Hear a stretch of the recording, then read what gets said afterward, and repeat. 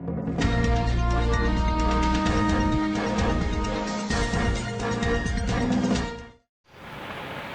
Oki, Pak Agus Salim, terima kasih biarpun mendadak, ya alhamdulillah dapat menghadiri acara himbauan daripada Sekjen untuk kita melakukan apel siaga tentang DPD dengan pengurus eksekutif yang merupakan instruksi langsung oleh DPP Partai Demokrat. Adapun agendanya di dalamnya adalah ada 4 poin.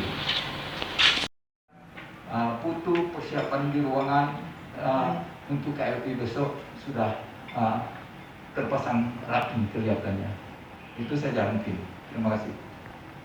Baik, terima kasih banyak Pak Ketua atas laporannya yang detail dan lengkap, dan juga atas nama DPP saya juga mengucapkan terima kasih kepada teman-teman Pak Ketua, DPD, seluruh pengurus, DPC, seluruh ketua DPC, atas teman-teman yang juga sampai saat ini mengikuti terus melaksanakan apa arahan-arahan dari DPP.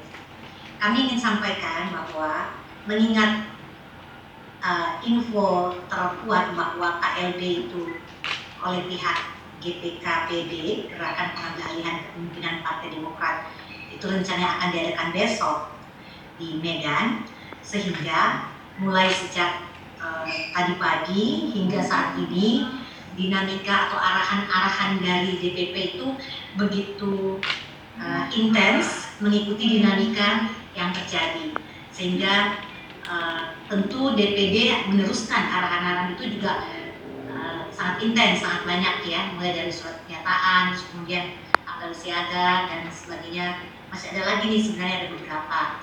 Jadi saya mohon sama-sama kita, teman-teman DPC dan DPD, untuk juga sama-sama kita aktif mengikuti apa yang diarahkan dari DPP melalui DPD. Jadi kalau teman-teman pikir, waduh kok ini jadi banyak sekali ya? Ya, karena memang mengikuti dinamika respon daripada apa yang terjadi saat ini. Dan sekali lagi buat teman-teman semuanya, sebagai kader Partai Demokrat, ini saatnya partai memanggil kita.